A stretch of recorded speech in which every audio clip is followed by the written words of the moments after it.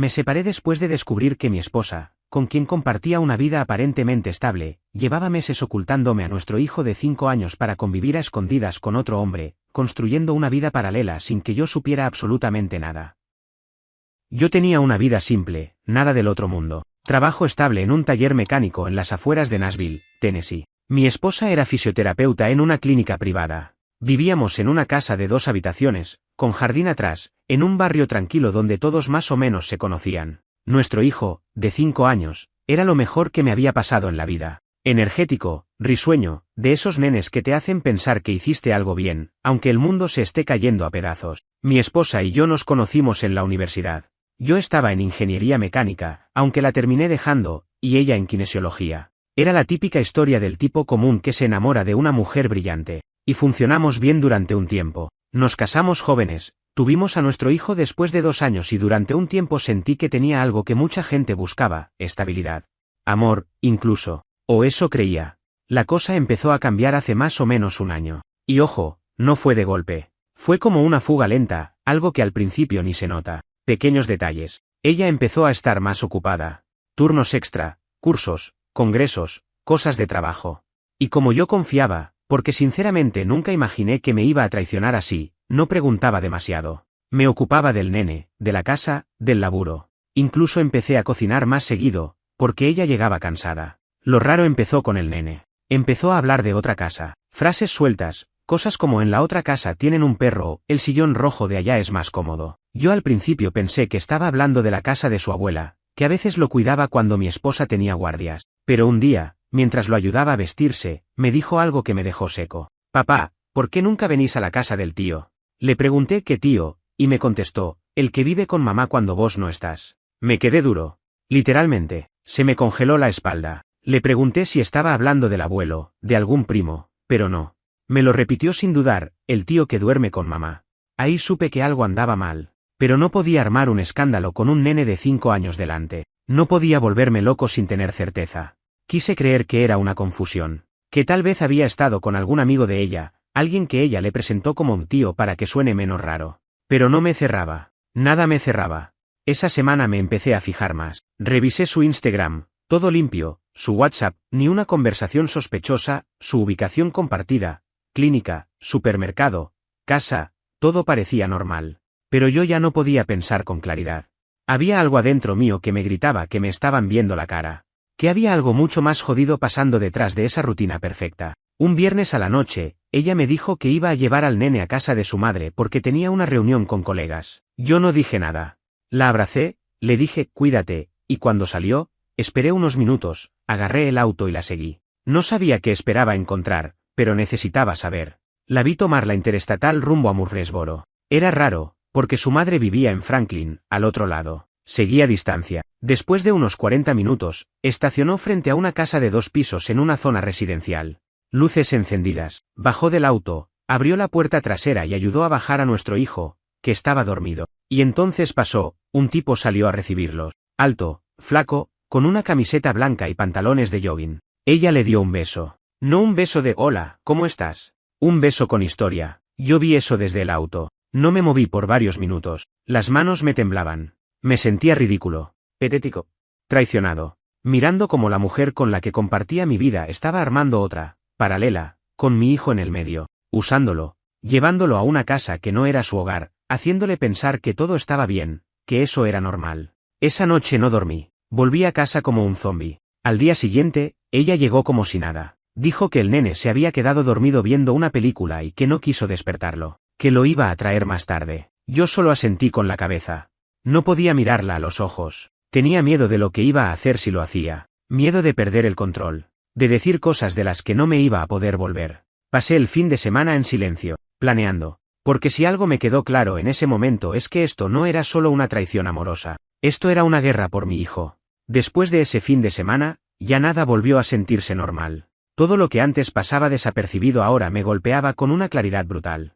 Las ausencias de mi esposa. Las excusas repetidas. Las noches en las que decía estar agotada y se iba a dormir apenas el nene cerraba los ojos. Las veces que evitaba mirarme a los ojos cuando le preguntaba cosas simples, como que habían hecho durante el día o si necesitaba ayuda con algo. Todo era una coreografía perfecta de una vida paralela, cuidadosamente montada para no levantar sospechas. El problema fue que dejó de cuidarse. O tal vez pensó que yo era tan tonto o tan cómodo que nunca iba a cuestionar nada. Yo no confronté de inmediato. Aunque todo dentro de mí pedía gritarle en la cara, exigir explicaciones, soltar toda la furia que me estaba quemando por dentro, entendí que si lo hacía sin pruebas, ella podía darse vuelta el papel de víctima. Y si hay algo que entendí rápidamente es que cuando hay un hijo de por medio, uno no puede actuar por impulso. Así que me tragué el enojo y me puse a planear. Lo primero fue conseguir asesoría legal. Busqué recomendaciones discretamente, sin contarle a nadie. Terminé reuniéndome con una abogada en el centro de Nashville. Me escuchó sin interrumpir durante casi una hora. Le conté todo, lo del nene, la casa del otro tipo, la escena del beso. No tenía fotos, no tenía grabaciones, no tenía nada más que el testimonio de mi hijo y lo que había visto con mis propios ojos. Ella fue directa. Si lo que decís es cierto, necesitamos pruebas. Sin eso, todo se reduce a tu palabra contra la de ella. Y si ella es hábil, va a manipular la situación para que parezca que vos sos el inestable. No me sorprendió. En el fondo, ya sabía que esto iba a ser una guerra sucia, así que empecé a juntar todo lo que podía. Empecé a fijarme en los días que decía llevar al nene con su madre y revisé en qué zona estaba el celular. Teníamos una app de localización familiar, de esas que uno instala por comodidad, y ella se había olvidado de desactivarla. Empecé a registrar las direcciones. Y sí, repetía la misma casa en Murfreesboro. También conseguí los horarios de entrada y salida del jardín del nene, y comparé con los horarios que ella me decía. Había días que ella me aseguraba que estaba en el trabajo, pero el nene ni siquiera había ido al jardín. ¿Dónde estaba? ¿Con quién?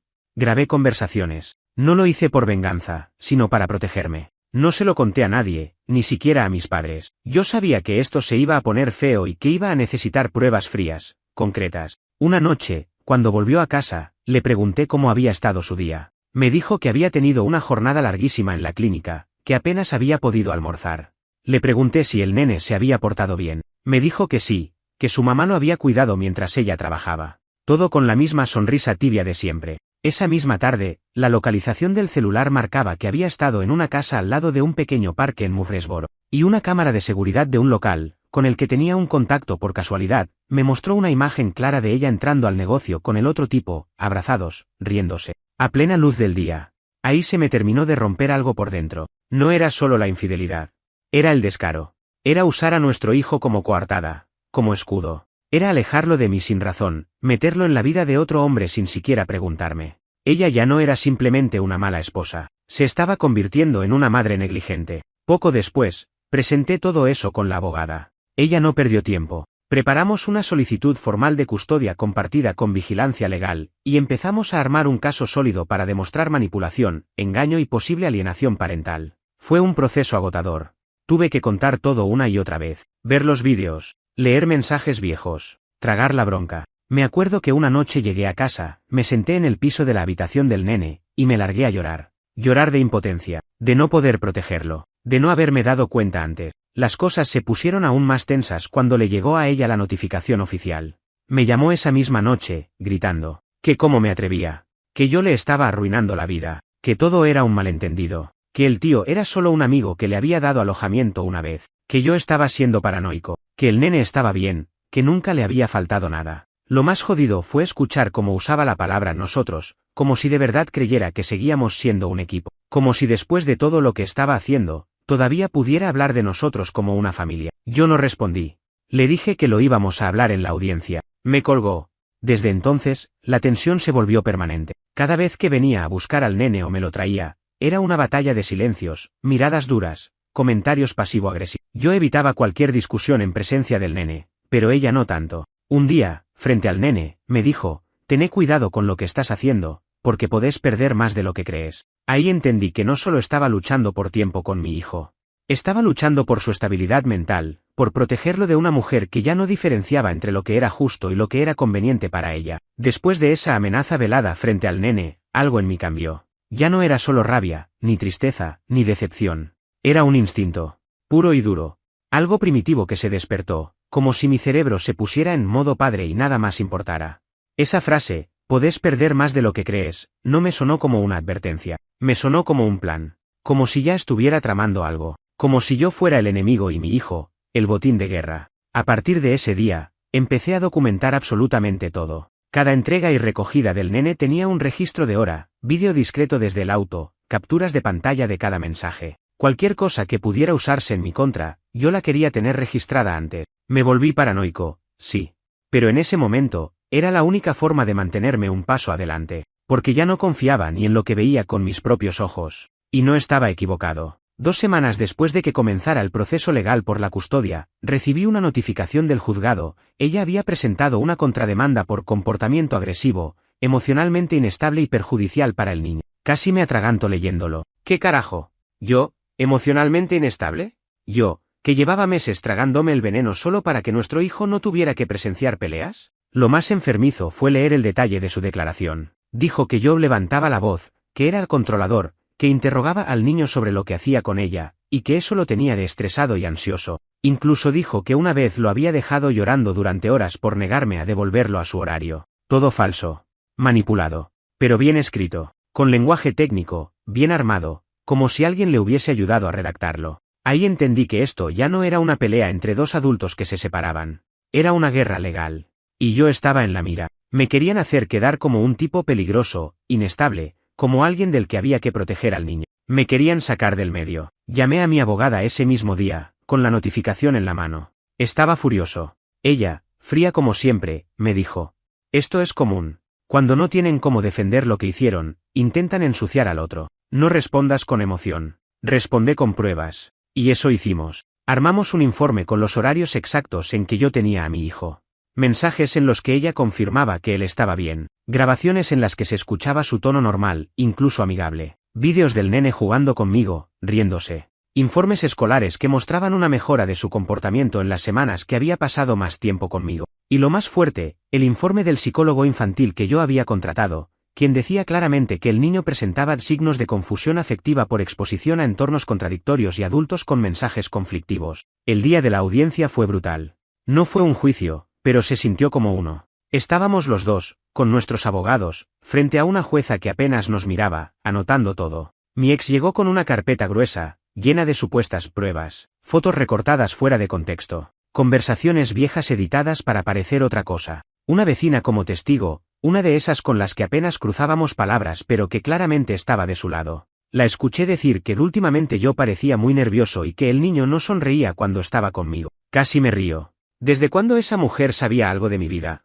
Cuando nos tocó presentar nuestro lado, mi abogada no se guardó nada. Mostró toda la documentación, los registros de llamadas, los días que el niño no había asistido a clases sin justificación. Reprodujo una parte del vídeo donde mi hijo, con voz tranquila, contaba cómo dormía en la casa del tío y cómo la mamá a veces lloraba sola en el baño. La jueza levantó la vista por primera vez. Mi ex se puso nerviosa. Se notaba. Empezó a interrumpir. A negar cosas que ya estaban probadas. En un momento, incluso la abogada de ella la tuvo que tocar del brazo para que se callara. Salimos de esa audiencia sin una resolución final, pero con una decisión provisional importante: custodia compartida con días estrictamente alternados, obligación de informar ubicación en tiempo real, y seguimiento por parte de una trabajadora social. También ordenaron una evaluación psicológica para ambos padres. A mí no me molestó. Yo no tenía nada que esconder. Pero para ella fue un golpe. Y lo peor, sabiendo que la red se cerraba, empezó a actuar de forma cada vez más errática. Me mandaba mensajes contradictorios. Un día me decía que quería arreglar las cosas por el bien del nene, y al día siguiente me acusaba de estar destruyendo la familia. Me enviaba fotos antiguas de nosotros 3, con frases tipo: esto es lo que estás tirando a la basura.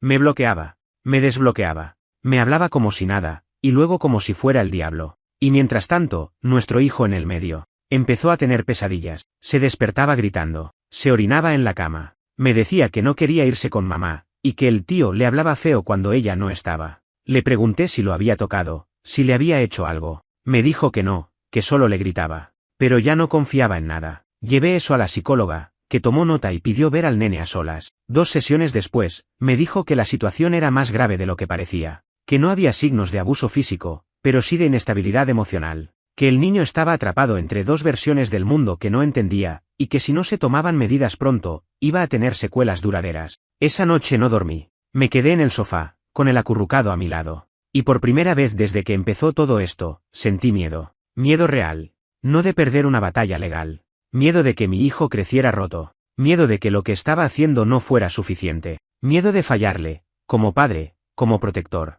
Y todavía me quedaba un paso más, enfrentar directamente al tipo con el que ella había estado viviendo esa otra vida. ¿El tío? Enfrentarme a ese tipo no fue algo planeado. No era mi intención armar una escena ni buscar conflicto, pero llegó un punto en el que necesitaba ponerle cara al sujeto que estaba metido en la vida de mi hijo sin mi consentimiento. Y más aún, quería saber con quién demonios había estado durmiendo mi ex mientras me mentía en la cara, mientras me mandaba mensajes con "te amo" cuando yo estaba con el nene en el parque, creyendo que tenía una familia de verdad. La oportunidad apareció sola. Fue un martes por la tarde. Mi hijo tenía que ser entregado por ella en la escuela, porque yo lo iba a buscar después para llevarlo al pediatra.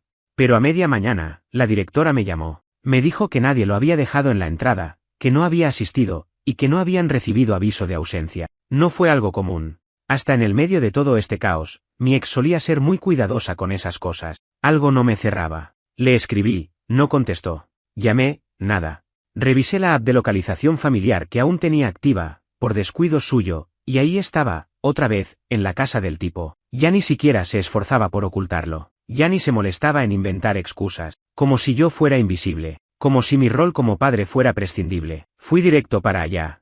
No avisé. No lo pensé mucho, la verdad. Era eso o quedarme masticando rabia mientras ella hacía lo que se le antojaba. Manejar hasta Murfreesboro me tomó 1 hora, y durante todo ese trayecto tuve que repetirme a mí mismo que no podía perder la cabeza. Que no podía darles el gusto de reaccionar como un loco. Que todo lo que hiciera ahora, podía ser usado en mi contra. Llegué al barrio. Silencio total. Casas ordenadas, autos estacionados de forma milimétrica. Me sentí fuera de lugar, como si fuera a estorbar con solo estar ahí. Toqué la puerta. Tardaron. Y fue él quien abrió. Alto, más joven que yo, cara de esos que se creen que lo tienen todo bajo control. Lo reconocí enseguida, aunque nunca lo había visto tan de cerca. Lo había visto en los vídeos que me compartieron, y en 1 o 2 fotos en redes que ella pensó que yo nunca encontraría. Me miró con confusión, como si estuviera viendo a un cartero enojado. ¿Está mi hijo acá? Le pregunté, directo. Él no dijo nada por unos segundos. Me escaneó con la mirada, como si no supiera quién era yo. Pero lo sabía. Me lo noté en la cara. Esa expresión de quien está eligiendo cuidadosamente qué decir para no meter la pata. No creo que sea buena idea que vengas así, fue lo único que dijo.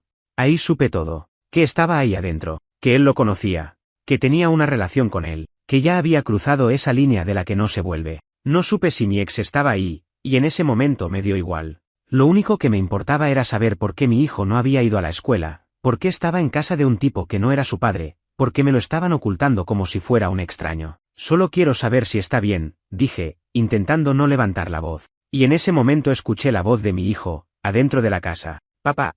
No aguanté. Di un paso hacia adelante, y el tipo puso el brazo en la puerta como para frenarme. No lo toqué. No lo empujé. Solo dije. Decile a su madre que lo quiero listo para la entrega en media hora. Si no está, llamo a la policía. Di media vuelta y me fui. Escuché que cerraron la puerta con fuerza. Llamé a mi abogada desde el auto. Le conté todo. Me dijo que eso podía jugar a mi favor. Que lo anotara todo. Que lo documentara. Que lo sumáramos al informe que ya estábamos armando con la trabajadora social.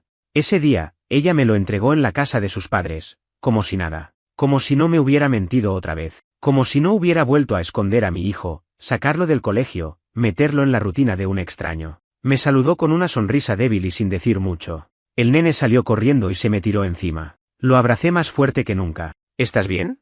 Le pregunté al oído. Sí, pero no me gusta dormir ahí. El tío me habla feo. Volví a casa con el corazón hecho pedazos. ¿Cómo no lo vi antes? ¿Cómo dejé que esto escalara tanto? ¿Cómo permití que alguien como él tuviera más acceso a mi hijo que yo? Esa noche, escribí todo lo que había pasado, con hora, lugar, lo que me dijo el nene, el comportamiento de ella, cada detalle. Todo lo agregué al expediente. La psicóloga volvió a citarme. Me dijo que estaba viendo signos de estrés en el niño, que el cambio constante de ambientes lo estaba afectando más de lo esperado, que no estaba bien que conviviera con alguien que no conocía, que no le inspiraba confianza, y que lo hacía sentir incómodo. Me recomendó pedir una modificación urgente del régimen de visitas. Fui con eso directo al juzgado. Lo solicité con todo el peso que me permitía la ley. Y entonces pasó lo inesperado, ella contraatacó, pero no por los medios legales. Lo hizo como saben hacerlo los que ya no tienen argumentos, con chismes, con manipulación, con mentiras que empezaron a circular en redes, que yo era controlador, que era agresivo, que el niño tenía miedo de mí, que lo tenía secuestrado emocionalmente. Gente de su entorno, amigos, incluso familiares empezaron a mirarme raro. Algunos dejaron de hablarme. Otros me escribieron cosas pasivo-agresivas tipo, ojalá el nene no termine pagando por los errores de ustedes. Y ahí fue cuando me di cuenta, ella no solo quería quedarse con la custodia, quería destruirme como padre, borrarme, reescribir la historia, ponerme como el villano en la versión que ella le contaba al mundo. Pero lo que no entendía, y tal vez nunca iba a entender, es que yo no estaba peleando por orgullo. No era una cuestión de ganar. Era por él, solo por él, porque es mi hijo, porque lo amo, porque no me voy a quedar mirando cómo lo arrastran a un entorno donde lo gritan, lo confunden y lo usan como excusa. El desgaste era brutal, no solo a nivel emocional, sino físico, mental.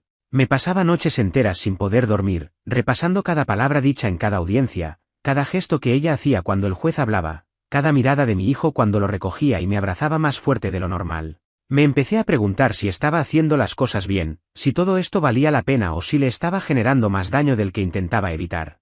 Porque aunque yo sabía que lo hacía por él, por su estabilidad, por protegerlo de ese entorno tan confuso, la realidad era que mi hijo ya no era el mismo. Antes, era un nene alegre, se reía por cualquier tontería, jugaba solo inventando historias, me contaba cosas de la escuela como si fueran aventuras épicas. Pero ahora tenía los hombros caídos. No preguntaba tanto, se distraía fácil. Y cuando volvía de la casa de ella, siempre parecía más callado. La psicóloga lo notó también. Me dijo que estaba entrando en un estado de desregulación emocional, un término técnico que básicamente significa que el nene ya no sabía cómo sentirse con todo lo que estaba pasando. Y lo que más me partía al medio era que él no entendía. No podía.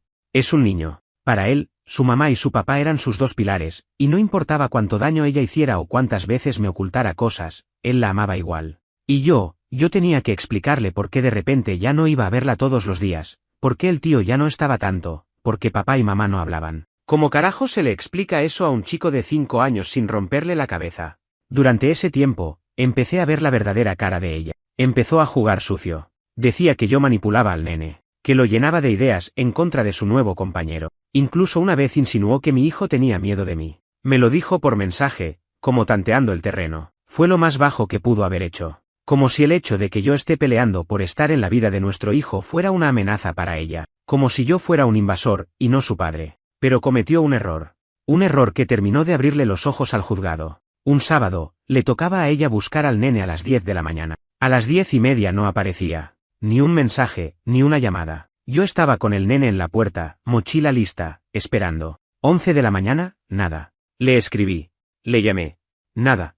A las 11:45, me manda un mensaje de voz diciendo que se quedó dormida, que tenía dolor de cabeza, que lo buscaría a la tarde, pero no vino tampoco.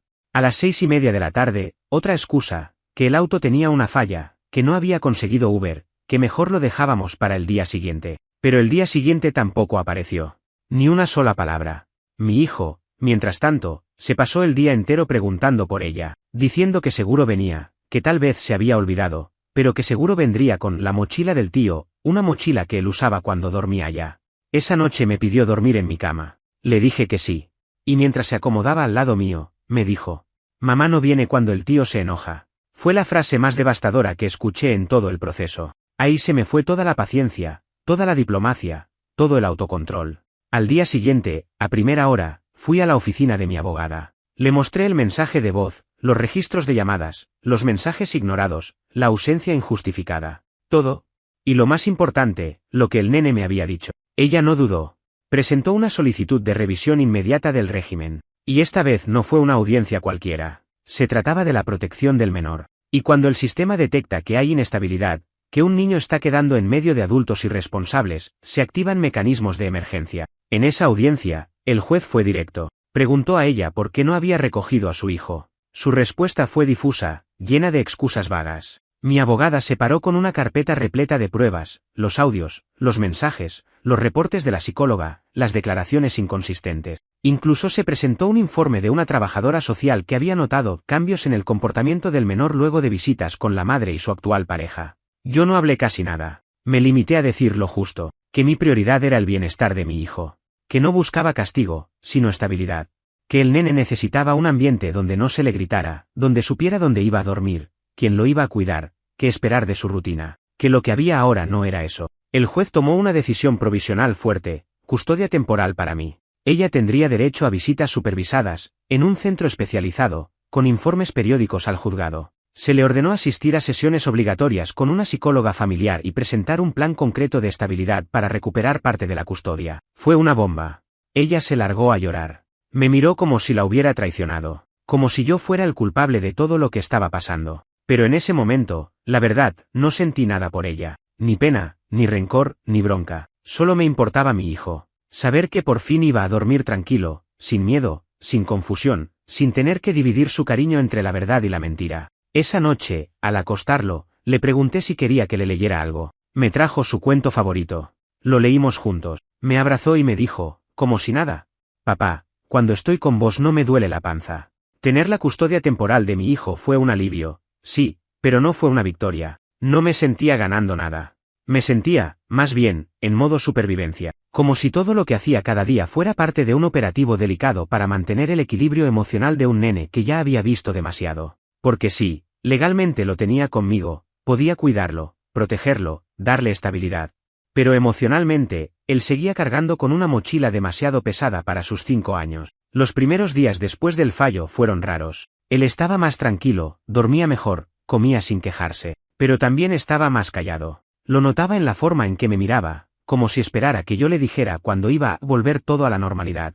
Como si aún no entendiera del todo que ahora su mundo era distinto, que mamá ya no venía a buscarlo a la escuela, que ahora tenía una rutina nueva, sin gritos, sin saltos de una casa a otra, sin la presencia intermitente del tío ese que ya era un fantasma con nombre propio en nuestras vidas. Por recomendación de la psicóloga, mantuve todo lo más predecible posible. Horarios fijos, actividades estables, nada de hablar mal de su madre delante de él, nada de explicaciones adultas que no podría comprender. Pero él preguntaba, claro que preguntaba, ¿por qué mamá no me viene a ver más? Ella te quiere, pero necesita un tiempo para estar bien. ¿Estoy castigado? No. Le repetía 1000 veces que él no había hecho nada mal, que los adultos a veces cometíamos errores, que era algo entre grandes, que no era culpa suya. Y él asentía, como si entendiera. Pero yo sabía que no lo entendía. ¿Cómo hacerlo? A esa edad todo lo que pasa alrededor se filtra como verdad pura, sin matices. Si su mamá no venía, era porque algo estaba mal. Y si algo estaba mal, seguramente él tenía algo que ver. Esa es la lógica cruel con la que funciona el cerebro de un chico. Y esa era la parte que más me dolía. Mientras tanto, ella estaba en modo bomba de humo. No hubo apelación inmediata. No presentó objeciones legales ni pidió revisar la medida. Solo mandaba mensajes sueltos, algunos educados, otros pasivo-agresivos, la mayoría confusos. A veces me pedía que le mandara fotos del nene. Otras veces me acusaba de lavarle el cerebro. Un día, directamente me escribió, lo vas a perder. Vas a pagar por esto. Ese mensaje lo llevé directo a mi abogada. Se sumó al expediente. Para mí, era solo otra muestra de su desequilibrio, de cómo su forma de ver las cosas estaba completamente distorsionada. Para ella, seguramente, era un acto de desesperación. Una manera de intentar recuperar el control que sentía que había perdido. Una semana después, se presentó al centro de visitas supervisadas. Tenía derecho a ver al nene durante 2 horas los sábados por la tarde, en una sala con juguetes, cámaras, y una profesional que anotaba todo lo que observaba. Yo no podía quedarme. Me iba a un café cerca, caminaba sin rumbo, o directamente me sentaba en el auto, contando los minutos. El primer día fue duro. Cuando lo fui a buscar, mi hijo salió callado, con los ojos bajos. No me dijo mucho. En casa, después de cenar, me preguntó: «Mamá ya no me quiere». Y esa frase me partió. Porque no venía con rabia, venía con miedo, con duda real. Le aseguré que sí, que lo quería, que nunca iba a dejar de quererlo. Pero algo en él ya había cambiado. Como si empezara a construir un escudo propio, una especie de coraza emocional para no lastimarse más. En las semanas siguientes, empecé a reconstruir lo que quedaba de nuestras vidas. Retomé algunas cosas que había dejado abandonadas, mis horarios de trabajo, mi alimentación, incluso mis amistades. Hacía meses que estaba tan metido en la guerra legal que me había olvidado de mí. Pero ahora tenía que estar fuerte. Por él. Por los dos. Algunos amigos me preguntaban cómo estaba. Les decía que bien, que todo estaba encaminado. Pero la verdad es que estaba hecho mierda por dentro. No hay una forma simple de explicar lo que es ver a tu hijo reconstruirse mientras vos tratás de mantenerte entero. Te volvés experto en tragarte el llanto, en fingir calma cuando por dentro estás destrozado. Te volvés hábil para sonreír con los labios y no con los ojos. Aprendés a abrazar fuerte, aunque seas vos el que necesita el abrazo. A los 40 días de visitas supervisadas, la trabajadora social presentó su primer informe. Fue claro, la madre no mostraba señales de violencia, pero sí una actitud intermitente, con momentos de sobreexigencia emocional hacia el niño, como si intentara reafirmar un vínculo de manera forzada. Además, el nene parecía más tranquilo fuera de esas visitas, y pedía no ir con frecuencia. Ese informe fue una bomba para ella. Lo supe por los mensajes que vinieron después. Me escribió furiosa, diciendo que la estaban juzgando sin conocerla, que yo le estaba robando a su hijo, que lo estaba entrenando para que la rechazara. Pero ya no me dejé llevar. Ya no respondía con bronca. Ahora todo pasaba por mi abogada, por los canales formales. No le debía explicaciones, solo le debía protección a mi hijo. En la cuarta semana de abril, recibimos fecha para una audiencia clave, la revisión completa de la custodia. Se iba a decidir si la medida provisoria se volvía permanente, si ella recuperaba parte del tiempo, o si se mantenían las visitas supervisadas. Esa noche, me senté en la habitación del nene y lo miré dormir. Y me di cuenta de algo brutal, por primera vez en meses, respiraba profundo. Tenía el rostro relajado. No se movía tanto. Dormía como los chicos tienen que dormir, en paz. Y me prometí una cosa, no iba a dejar que nadie, ni ella, ni el tipo ese, ni el sistema, le quitara eso otra vez. El día de la audiencia llegó con esa mezcla nauseante de ansiedad y cansancio que ya me era demasiado familiar.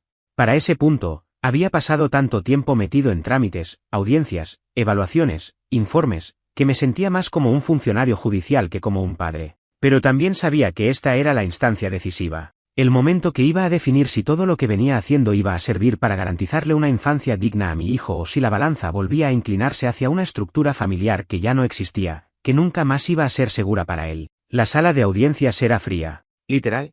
Aire acondicionado al mango, luz blanca, silencio incómodo. Estábamos todos, yo, mi abogada, ella, su abogada, una nueva, más agresiva, y una representante de protección infantil. La jueza era la misma de antes, ya conocía la historia, los expedientes, los informes. Había algo en su mirada que me decía que ya tenía una impresión formada. No sabía si era buena o mala, pero era firme. Ella llegó con una cara completamente distinta a la de las otras veces, más pálida, más sobria, casi sin maquillaje, vestida con ropa neutra, como si tratara de transmitir madurez con la apariencia. Pero yo sabía que eso no bastaba. Que todo el teatro del atuendo no podía tapar los meses de abandono emocional, las contradicciones, los mensajes llenos de veneno que había enviado cada vez que el proceso no salía como quería. La audiencia arrancó con la presentación de los informes. Uno de la psicóloga infantil, otro de la trabajadora social, y el más reciente del centro de visitas supervisadas. Ninguno favorecía a Mie. Todos tenían un patrón común: el niño presentaba ansiedad antes de las visitas, se mostraba inseguro durante las interacciones con su madre, y había manifestado verbalmente que prefería permanecer conmigo.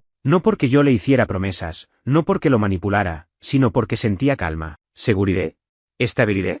Ella, por su parte, presentó un informe psicológico personal, realizado por un profesional de su elección, no del juzgado, que decía que estaba apta para ejercer la maternidad, que no había signos de conductas dañinas, que estaba emocionalmente afectada por la separación y la presión legal. Su abogada trató de girar la narrativa, me presentó como un padre obsesivo con el control, que vigilaba a la madre, que interrogaba al niño sobre sus actividades, y que estaba motivado por despecho y no por interés genuino por el bienestar del menor. Mi abogada, sin alterarse, refutó todo con hechos, grabaciones, mensajes, fechas, asistencia escolar, testimonios, ningún exabrupto, ninguna exageración, todo documentado. Cuando uno actúa con la verdad, no hace falta decorarla. En un momento clave, la jueza preguntó si el menor había manifestado alguna vez miedo, angustia o incomodidad conmigo. La psicóloga fue clara: no. Todo lo contrario. Ha encontrado en su padre un espacio de estabilidad emocional que le permite procesar el conflicto que vive. Eso fue un golpe seco. Ella bajó la mirada. Su abogada trató de llevar la conversación hacia otros puntos, que si yo había hablado mal de la madre, que si el niño estaba demasiado apegado, pero ya era tarde. La sensación en la sala era clara. Y lo que vino después lo confirmó. La jueza dictó sentencia: custodia legal y física permanente para mí, con régimen de visitas restringido y supervisado para la madre durante 6 meses, sujeto a revisión con nuevos informes. También se le exigía participar en terapia individual y familiar. Si no cumplía, se restringirían aún más sus derechos. Fue clara: la prioridad es el bienestar del niño, no el ego herido de los padres, no las apariencias, no el qué dirán, solo él. Yo no salté de alegría. No apreté el puño. No lloré. Me quedé quieto. Respiré hondo. Porque no lo viví como una victoria. Lo viví como una descarga. Como si después de meses cargando un tanque de concreto en la espalda, por fin pudiera soltarlo. Ella, en cambio, rompió en llanto. Dijo que no era justo. Que era su hijo también. Que yo le había quitado todo. La jueza no respondió. Solo cerró la carpeta y dio por terminada la audiencia. Afuera del juzgado, me quedé unos minutos solo, sentado en un banco, sin mirar el celular, sin hablar con nadie, solo respirando, y pensé en todo lo que había pasado, en cada noche sin dormir, en cada abrazo silencioso, en cada pregunta sin respuesta de mi hijo. Y supe que todo había valido la pena. Esa tarde, lo busqué en la escuela. Cuando me vio, corrió hacia mí como siempre, pero esta vez me abrazó más fuerte, como si sintiera, de alguna forma, que algo importante había cambiado, como si entendiera, en su manera de niño, que el suelo debajo de sus pies era más firme ahora. «¿Vamos a casa, papá?», me dijo, y le respondí con la voz más tranquila que pude. «Sí, hijo. Vamos a casa». Pasaron algunas semanas desde aquella última audiencia, y por primera vez en mucho tiempo empecé a sentir que el mundo no se me venía encima cada vez que abría los ojos. Ya no dormía con un ojo abierto esperando un mensaje venenoso. Ya no revisaba el teléfono cada 10 minutos como si tuviera que anticipar un nuevo ataque. Y más importante aún, mi hijo sonreía sin que nada lo obligara. Se reía con ganas, hablaba sin miedo, dormía sin sobresaltos. Poco a poco, la tormenta empezaba a disiparse. No te voy a mentir, no fue mágico. No es como en las películas donde de un momento a otro todo se acomoda y vivieron felices para siempre. No. La realidad es más sucia, más lenta, más silenciosa. Mi hijo todavía tenía preguntas. Todavía preguntaba por su mamá. Todavía había noches en que se despertaba con pesadillas y se abrazaba a mí sin decir nada. Y yo seguía con esa angustia en el pecho que no se va de un día para el otro. Pero también había progreso. Aprendió a leer sus primeras palabras. Se animó a dormir solo en su cama de nuevo. Me pidió que lo inscribiera en una escuelita de fútbol. Y ahí lo vi. Vi algo que pensé que se había perdido en medio de toda esta locura: ilusión. Volvió a tener ilusión. Por jugar. Por aprender. Por vivir. Durante esos días, ella se mantuvo en silencio. No hubo más mensajes, más amenazas, ni más intentos de manipular la situación. Cumplió con las visitas supervisadas sin escándalos. No sé si fue por orden judicial, por vergüenza o por el golpe de realidad. Tampoco me interesa saber. Ya no me importaba lo que ella sintiera. Me importaba lo que hiciera, especialmente frente a él. La relación entre ellos estaba rara, frágil. El nene ya no corría hacia ella. No le contaba todo como antes. Estaba a la defensiva. A veces me decía que no quería ir. Otras veces, que sí, pero que no quería quedarse solo. Que no quería que el tío estuviera cerca. Incluso con supervisión, se notaba que algo se había roto. Y no era algo que yo pudiera reparar. Eso era responsabilidad de ella. Yo ya tenía suficiente con recoger los pedazos de lo que había dejado tirado. En medio de todo esto, yo también empecé a reconectar conmigo. Me animé a aceptar invitaciones que antes rechazaba. Fui a pescar con un amigo que me venía insistiendo hace meses. Me tomé un día libre sin que fuera por una audiencia o una cita médica. Me senté a mirar una película sin mirar el celular cada 2 minutos. Cosas pequeñas, pero que para mí fueron señales de que algo dentro de mí también empezaba a sanar. Un día, el nene llegó de la escuela con un dibujo. Eran 3 figuras, un hombre, un niño y un perro. No había mamá. No había casa dividida. No había confusión. Me miró y me dijo: «Este sos vos, este soy yo, y este es Max. ¿Está bien que no dibujé a mamá?». Le respondí con algo que me costó decir, pero que sabía que necesitaba escuchar. «Está bien que dibujes lo que sentís». Él asintió. Y siguió coloreando. Esa noche, entendí algo importante. Mi hijo no estaba eligiendo entre su mamá y su papá. No era una competencia, no era una guerra para él, solo estaba buscando dónde se sentía seguro, donde sentía paz. Y si ese lugar, en este momento, era conmigo, entonces mi trabajo era mantenerlo así, cuidar ese espacio, hacerlo crecer. No para que me elija, sino para que no tenga que elegir nunca más entre el amor y la confusión. Hoy, meses después, nuestra vida es otra. No es perfecta. No es como la imaginé cuando firmamos el acta de matrimonio y soñábamos con una casa llena de hijos. Pero es real. Es tranquila. Es limpia.